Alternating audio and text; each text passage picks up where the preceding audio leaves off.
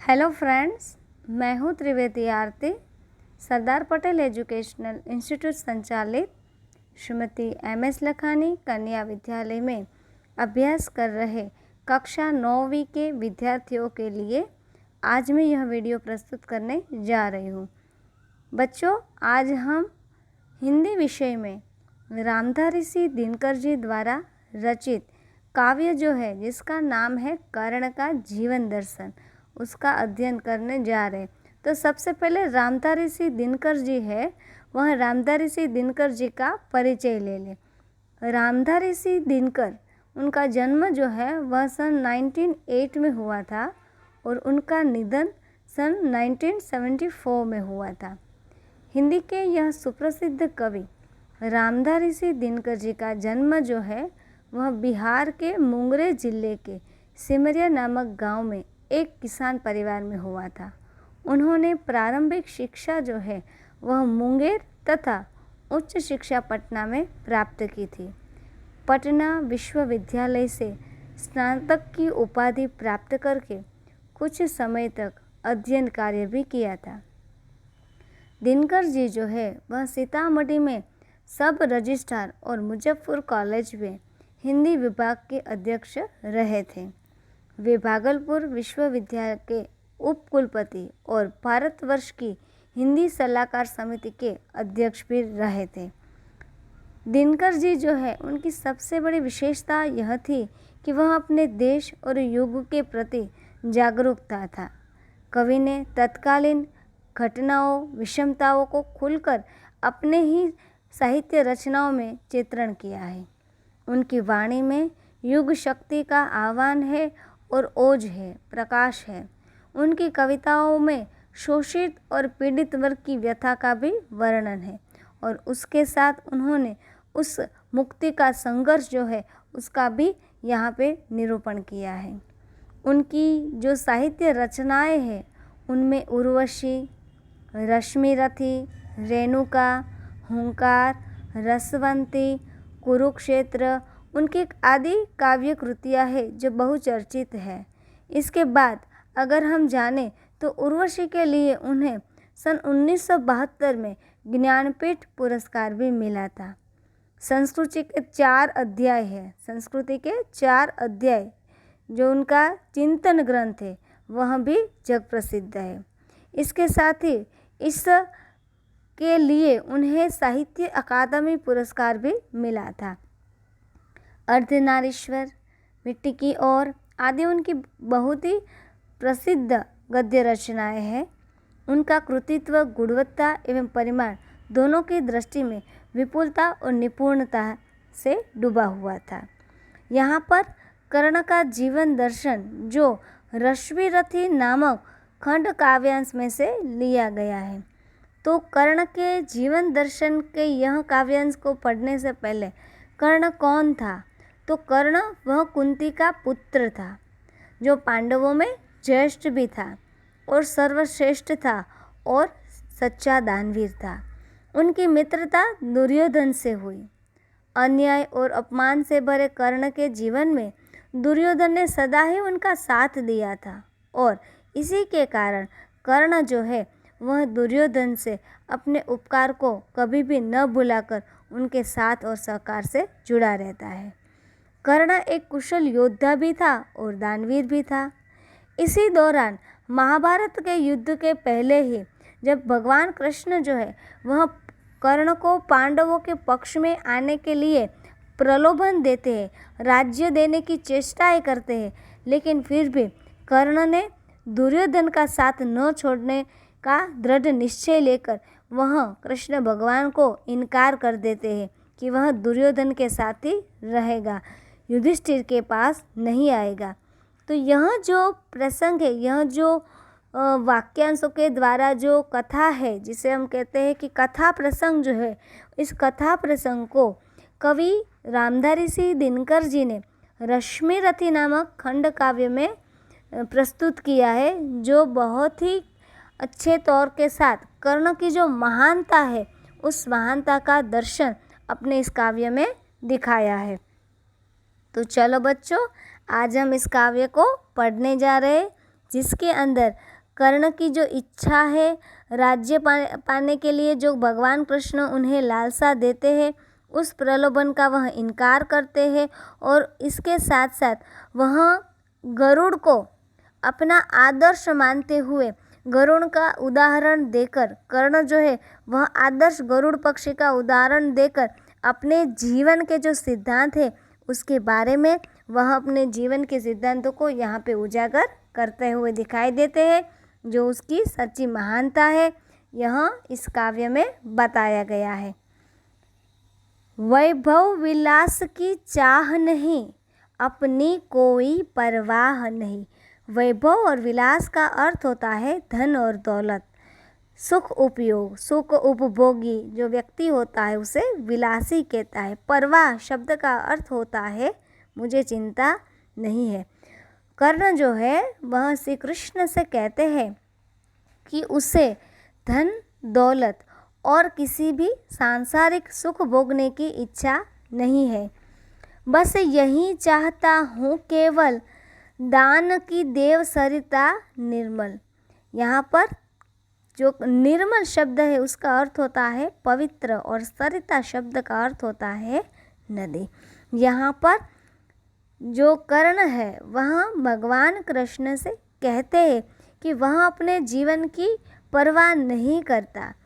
उसकी तो बस यही इच्छा है कि उसके हाथों से हमेशा दान की पवित्र नदी बहती रहे। निर्मल का अर्थ होता है पवित्र, दान की पवित्र नदी बहती रहे और वह हमेशा जो करतल से झरती रहे तरह। करतल का अर्थ होता है हथेलियों से, हथेलियों से वह हमेशा झरती रहे। किसके लिए? तो निर्धन को भरती रहे सदा। जो लोग निर्धन है उसके सुख की कामना के लिए वह हमेशा दूसरों को दान दे, दूसरों को जीवन प्रदान करे, ऐसी भावना कर्ण के मन में है। तुच्छ है राज्य क्या है केशव, पाता क्या नर कर प्राप्त वैभव। वह केशव का अर्थ होता है भगवान श्री कृष्ण। केशव का अर्थ होता है कृष्ण भगवान। नर का अर्थ होता है मनुष्य। तुच्छ यानी कि शूद्र, निष्कृष्ट को हम कहते हैं तुच्छ। हे केशव, कर्ण जो है वह भगवान कृष्ण से कहते हैं कि हे केशव, जिस राज्य का आप मुझे प्रलोभन दे रहे हो वह तो बहुत ही तुच्छ वस्तु है, क्योंकि वैभव पाकर मनुष्य को क्या मिलता है? वैभव पाने से मनुष्य को क्षणभंगुर सुख ही मिलता है। चिंता प्रभुत अत्यल्पहास, कुछ चाकचिक्य कुछ क्षण विलास। यहाँ पे कर्ण कहते हैं चाकचिक्य, जो उसका अर्थ होता है चमक दमक। उसका अर्थ क्या होता है? चमक दमक। और अत्यल्प यानी कि बहुत ही थोड़ा, बहुत थोड़ा। प्रभुत का अर्थ होता है अधिक। यहाँ पे कर्ण जो है वह जब कृष्ण भगवान उन्हें राज्य देने का प्रलोभन देते हैं तो कर्ण उनसे कहते हैं कि हे केशव, जिस राज्य का आप मुझे लोभ दे रहे हो वह तो तुच्छ वस्तु है, उससे मनुष्य को वैभव नहीं मिलता। वैभव पाकर उसे क्या करना है? ऐसा वैभव किस काम का? उसे तो ढेर सारी चिंताएं बढ़ती है, नाम मात्र की हंसी और खुशी तो मिलती है। ढेर सारी चिंताएं बढ़ती है, सिर्फ क्षण के लिए खुशी और हंसी मिलती है, लेकिन बहुत थोड़ी चमक और दमक, और उसके बाद जो जीवन का जो सुख है वह सुख तो क्षणभंगुर हो जाता है। यानी कि सच्चा जीवन सुख जो है वह नहीं मिलता। थोड़े दिनों की हंसी खुशी और थोड़े दिनों की चमक दमक मिलती है, पर वह भी यही गवाना है, कुछ साथ नहीं ले जाना है। गवाना का अर्थ होता है खोना है। कर्ण कहते हैं कि यह थोड़े समय के लिए सुख उपभोग मिल जाता है और हम खुश हो जाते हैं, उसकी चाक चमक में हम मगहूर हो जाते हैं, मग्न हो जाते हैं, लेकिन इनसे तो ढेर सारी परेशानियां बढ़ती रहती है। और ये सारी चीज़ें जो है वह तो जीवन में हमें यहीं पे छोड़ के जाना होता है, क्योंकि जीवन में खाली हाथ आए हैं और खाली हाथ ही जाना होता है। तो यहाँ पे कर्ण कहते हैं कृष्ण से कि खाली हाथ ही आए हैं और खाली हाथ ही जाना है, यानी कि यह सारी चीज़ें हैं उसे तो यहीं पे खोना है, कुछ लेकर नहीं जाना है, तो इसका मैं लोभ क्यों रखूं। मुझसे मनुष्य जो होते हैं कंचन का भार न ढोते हैं, पाते हैं धन बिखेरने को, लाते हैं रतन लुटाने को। कर्ण जो है वह कृष्ण भगवान से कहते हैं कि कंचन, कंचन का अर्थ होता है सोना। कंचन का अर्थ क्या होता है? सोना होता है। कि मेरे जैसे जो मनुष्य है, जैसे मेरी जैसी विचार विमर्शता है, ऐसे जो मनुष्य है वह सोने का भार नहीं ढोते, वह कंचन के भार को नहीं खींच पाते, क्योंकि सुख और वैभव का जीवन इससे नहीं बीतता।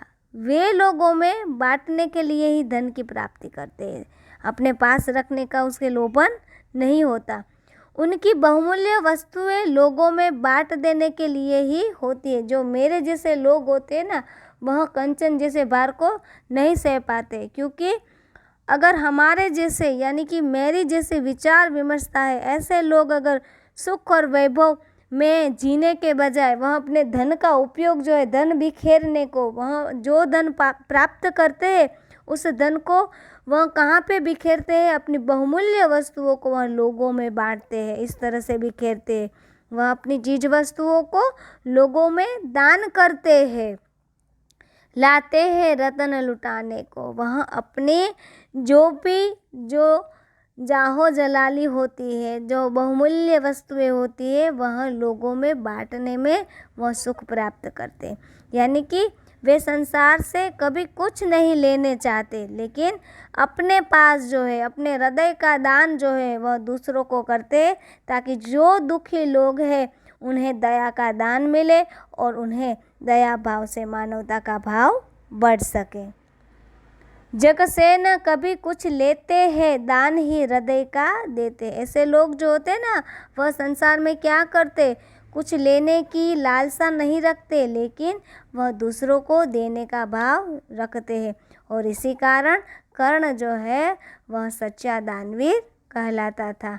आपको पता है, आज भी अगर हम कोई अच्छा दानवीर होता है जिसमें यह गुण संपन्ना होती है, तो आज हम उनको उदाहरण देने के लिए कर्ण का नाम लेते हैं। तो जीवन में कर्ण ने दूसरों को देने की भावना रखी थी। किसी से जो भी कुछ है, किसी से आस पास से लेने की उसे भावना न थी। प्रासादों के कनकांब शिखर होते हैं कबूतरों के ही घर, महलों में गरुड़ न होता है, कंचन पर कभी न सोता है। प्रासाद शब्द जो है उनका अर्थ होता है राजमहल, और कनकांब शब्द का अर्थ होता है सुनहरे। शिखर, शिखर का अर्थ क्या होता है? शिखर यानी कि चोटी होता है।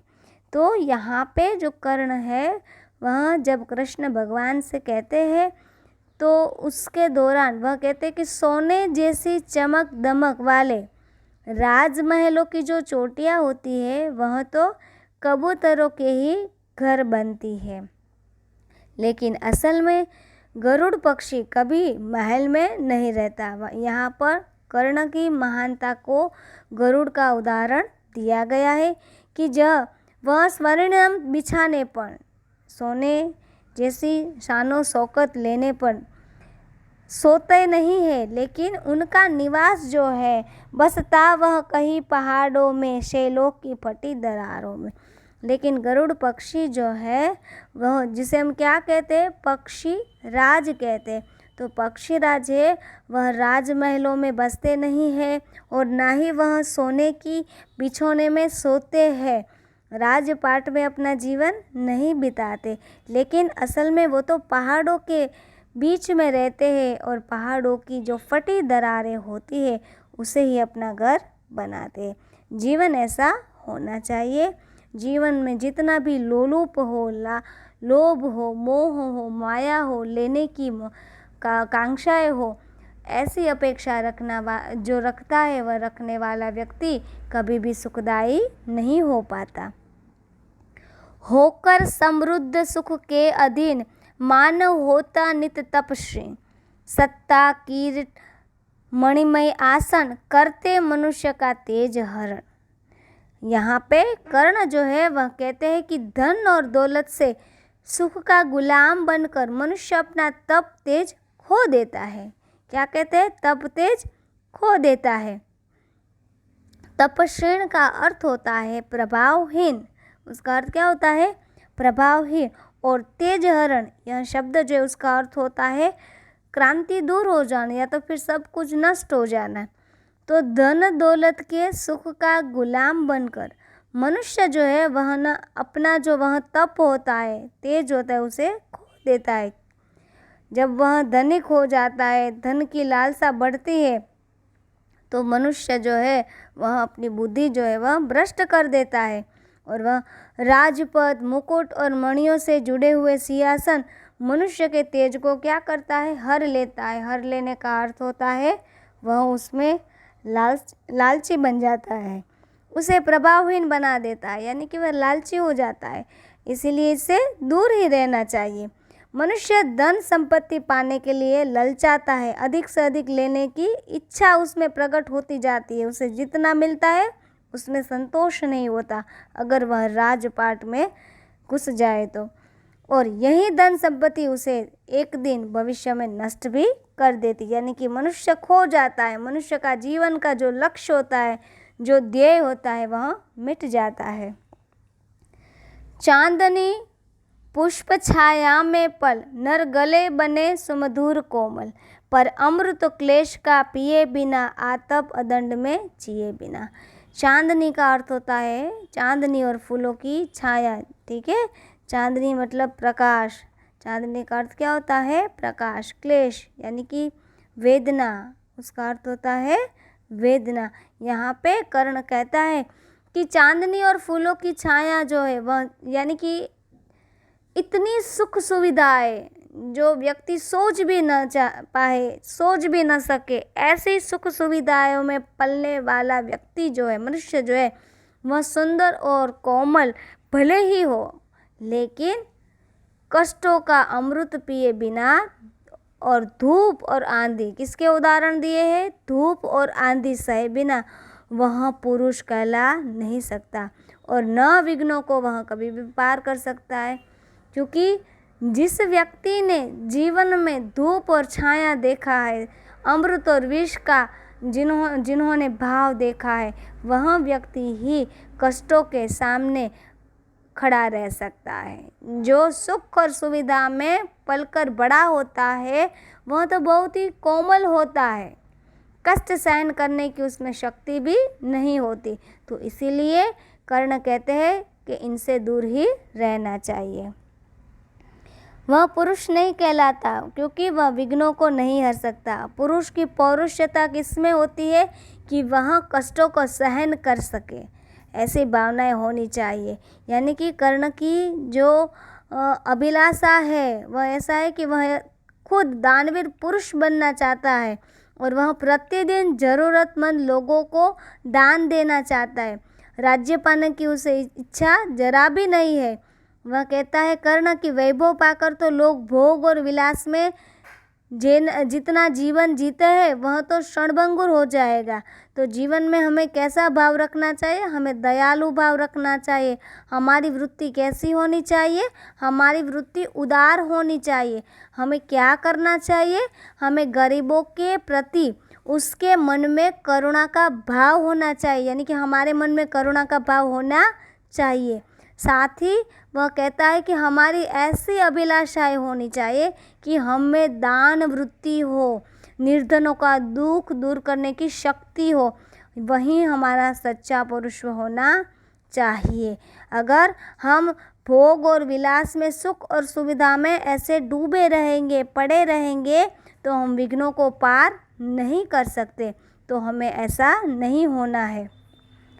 उड़ते जो झंझावातों में, पीते जो वारी प्रपातों में, सारा आकाश अयन जिनका, विष गर्भुजंग भोजन जिनका। गरुड़ जी का उदाहरण दिया है। कहते हैं कि जो आंधी और तूफानों में उड़ते हैं, गरुड़ जो है वह आंधी और तूफानों में उड़ता है। प्रपातों यानी कि झरनों का जो पानी पीता है। सारा आकाश जिनका घर है, सारा आकाश जिनका घर है, और जो विषैले सांपों को अपना भोजन मानते हैं, ऐसे गरुड़ ही सांप के बंधन से छुटकारा दिलाते हैं और कोई दिला नहीं सकता। यानी कि ऐसे पौरुषवत भावना होनी चाहिए और ऐसे ही धरती के सच्चे पुत्र कहलाते हैं और ऐसे ही हृदय में शीतलता का भाव बहता रहता है। तो हमारा जो व्यक्ति है, उस व्यक्ति को कैसा पौरुषवत भाव होना चाहिए कि चांदनी रात का आनंद लेने वाले जो होते हैं ना, और फूलों की छाया में पलने वाले व्यक्ति सांसारिक सुख में भाग्यवान तो होते, परंतु जो ऐसे आराम और ऐश आराम में अपना जीवन जो है वह सुंदर और कोमल बनाते हैं, तो ऐसे व्यक्ति जो है वह कभी भी साहसिक नहीं हो सकते और ना ही उनमें सच्चा पौरुषवत होता है। यानी कि सच्चा पौरुष पाने के लिए क्या करना चाहिए? कष्टों का अमृत पीना चाहिए। और जो कष्टों का अमृत पीना है तो हमें आंधी और तूफानों से लड़ना है, धूप को सहन करना है, ऐसी शक्ति हम में होनी चाहिए। तो जो सहन कर सकता है, संघर्षों को जीकर विघ्नों को पार करके विजय प्राप्त कर सकता है, वही सच्चा पौरुष कहलाता है। इसे यहाँ पे कर्ण कहते हैं। साथ ही में गरुड़ का उदाहरण देकर वह कहना चाहते हैं कि गरुड़ जो है वह कबूतरों की तरह महलों में सुनहरे शिखरों में नहीं रहते, लेकिन वह कहाँ पे रहते? पहाड़ों की चट्टानों में, दरारों में रहते। वह नागपाश से छुड़ाने के लिए शक्ति गरुड़ में ही होती है। यानी कि कर्ण का स्वभाव भी कैसा है? गरुड़ के समान है, जो राजपाट और वैभव को छोड़कर वह गरुड़ की तरह नागपाश को छुड़ाने के लिए तैयार है, ऐसा उनका स्वभाव है। तो यहाँ पे कर्ण का जो आदर्श भाव है उसके गरुड़ के उदाहरण से बताया गया है। कर्ण जो है वह जीवन में अन्याय और अपमान से जो जीवन उन्होंने जिया था उसमें दुर्योधन ने उन्हें मदद की थी, तो इस मित्र धर्म का वह पालन करते हैं और वह गरुड़ की तरह, पक्षीराज की तरह अपना जीवन जीना चाहते हैं। वे ही फणिबंध छुड़ाते हैं, धरती का हृदय जुड़ाते हैं। यानी कि ऐसे ही बंधनों से, सांप के बंधन से छुटकारा दिलाते हैं और हृदय को शीतलता देते हैं। मैं गरुड़ कृष्ण, मैं पक्षीराज, सिर पर न चाहिए मुझे ताज। दुर्योधन पर है विपद घोर, सकता न किसी विष उसे छोड़। रण खेत पाटना है मुझको, अहिपास काटना है मुझको। यहाँ पर कहते हैं कि कर्ण जो है कृष्ण से कहते हैं कि हे कृष्ण, मैं तो ऐसा ही गरुड़ पक्षी हूँ, पक्षीराज जिसका नाम गरुड़ है। मुझे अपने सिर पर मुकुट नहीं चाहिए। इस समय तो मुझे दुर्योधन भयंकर जो विपत्ति में फंसा हुआ है, तो मैं किसी भी तरह से उसे छोड़ नहीं सकता, क्योंकि यहाँ पर मेरा मित्र धर्म का पालन कर्तव्य भाव आता है, इसलिए मैं उसे छोड़ नहीं सकता। मुझे युद्ध क्षेत्र में उतरना ही है और दुर्योधन के नागपाश को काटना, यानी कि उस दुर्योधन का ढाल बनकर युद्ध के मैदान में मुझे तो जाना ही पड़ेगा। इस बात से कर्ण जो है वह अपने मित्र धर्म भाव का पालन करते हैं। इस बात को यहाँ पर एकत्रित किया गया है, बताया गया है कि सुख सुविधा से अधीन रहने वाले मनुष्य की जगह कर्ण जो है वह पक्षीराज गरुड़ की तरह अपना जीवन बिताना चाहते हैं। और जब कृष्ण जो है वह उसे कहते हैं कि समय जो है वह, इस समय में तुम जो कार्य कर रहे हो उस कार्य में मैं तुम्हें राज मुकुट पहनाना चाहता हूँ, तो वह उससे भी छोड़कर अपने सच्चे दायित्व को निभाने का कार्य करता है। यानी कि कर्ण कृष्ण से कहते हैं कि इस समय मेरी स्थिति गरुड़ पक्षी के समान ही है। कर्ण जो है वह कृष्ण से अंत में यही कहते हैं कि मेरी परिस्थिति गरुड़ के समान है, कि मुझे राजमुकुट नहीं पहनना है। गरुड़ पक्षी की तरह जिस तरह वह जंगल में घूमता है, मैं भी उसी तरह से जो कार्य है उस कार्य में निपुण होना चाहता हूँ। इस समय दुर्योधन जो है वह संकट में है और युद्ध रूपी नागपाश उसे जकड़ के रखा है, तो मुझे उसे नागपाश से काट कर और उस युद्ध से मैं विजय प्राप्त दिलाने का मेरा कर्तव्य भाव है, वह मुझे निभाना है। तो इस प्रकार बच्चों, आज हमने रामधारी सिंह दिनकर द्वारा जो ये रचित काव्य है जिसका नाम है कर्ण का जीवन दर्शन, बच्चों आज हमने यह काव्य का भावार्थ जो है, सारांश जो है उसका अध्ययन कार्य किया। यहाँ पर मैंने आपको शब्दार्थ जो है शब्दार्थ दिए हुए हैं जिसको आपको पढ़ना है और पढ़ने के बाद काव्य के अंदर जो भी स्वाध्याय लेखन के जो प्रश्नोत्तर है उसका आपको अच्छी तरह से लेखन कार्य भी करना है। यहाँ पर कई सारे ऐसी प्रवृत्तियाँ हैं जो आपको करनी भी है। तो जो प्रश्न है इस प्रश्नों का उत्तर देकर आपको इस काव्य का स्वाध्ययन करके काव्य के जो अंदर अंदाज अपना जो प्रवृत्ति है वहाँ तक आपको काव्य पूर्ण करके अपने स्वाध्याय की जो भी कोई जिसे हम नोंद पोथी कहते हैं उसमें आपको लिखना है। अगले वीडियो में हम आगे का जो भी अध्ययन कार्य है उसको हम जारी रखेंगे। तब तक के लिए धन्यवाद।